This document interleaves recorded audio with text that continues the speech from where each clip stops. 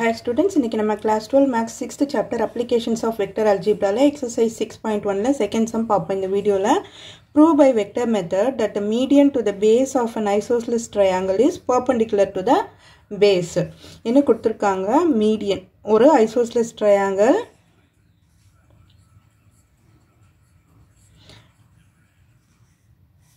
the median to the base of an isosceles triangle. Median means midpoint join பண்றது இல்லையா?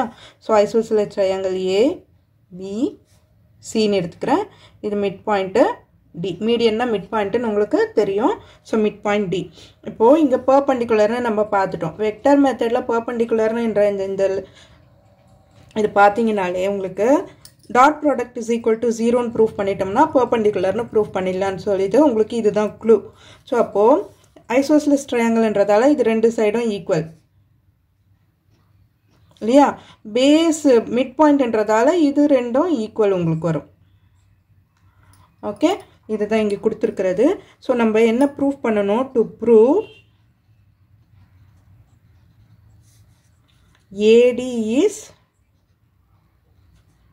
perpendicular to BC. We have to prove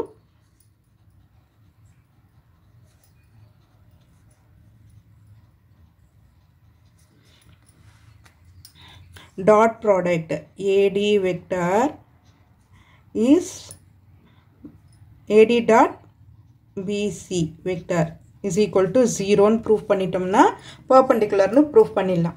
ஓகேவா? இப்போ AD எப்படி எழுதலாம் அப்படின்றது பாருங்க. AD midpoint இல்லையா? அப்போ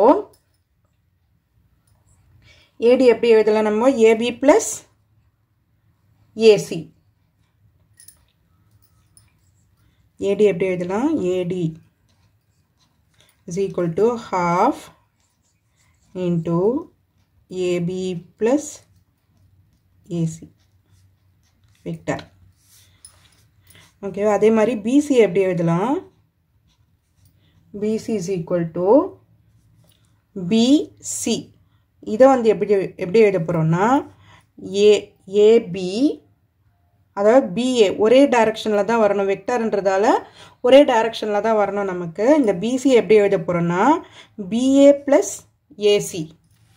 ஓகேவா? BA வெக்டர் வெக்டர்ன்றதால டைரக்ஷன் வந்து ஒரே மாதிரி தான் இருக்கணும் plus AC வெக்டர். நம்ம வெக்டர் இல்லைன்னா எப்படி வேணா போட்டுக்கலாம். ஸோ வெக்டர்ன்றதால டைரக்ஷன் அதே மாதிரி தான் போடணும். அப்போ BCயை வந்து நான் எப்படி எழுதுறேன்னா இதை வந்து டைரக்ஷன் சேஞ்ச் பண்ண சைன் சேஞ்ச் பண்ணோன்னா நான் வந்து ஏசியை ஃபர்ஸ்ட் எழுதிடுறேன். ஏசி வெக்டார் மைனஸ் ஏபி வெக்டார்னு எழுதுறேன். ஓகேவா? இந்த பிஏவை மைனஸ் ஏபி வெக்டார்னு எழுதியிருக்கிறேன். இப்போ டாட் ப்ராடக்ட் பார்க்கணும் இல்லையா? AD vector dot BC vector is equal to half AB plus AC dot AC minus AB. Okay, AB plus AC, AB minus AC. அதாவது இதை எப்படி வேணா மாற்றி போட்டுக்கலாம் இல்லையா? AC plus AB, AC minus AB. A plus B into A minus B அந்த formula இருக்கு இல்லையா? இப்போ A square minus B squareனு வரும். Half into AB square minus AC square. AB AC என்ன இருக்கு இங்க நமக்கு? சேம் தான் இல்லையா? இப்போ இது ஏன்னா ஸ்மால் ஏன்னா இதுவும் ஸ்மால் ஏ தான் வரும். அப்போ A square நான் ஒரு மெஷர்மெண்ட்டுக்காக உங்களுக்கு வச்சிருக்கேன். இது 7னா அதுவும் 7 தான் வரும் அந்த மாதிரி. அப்போ A minus A square half into 0 is equal to 0. So நம்ம ப்ரூவ் பண்ணிட்டோம் இல்லையா? AD dot BC dot BC is equal to 0 so that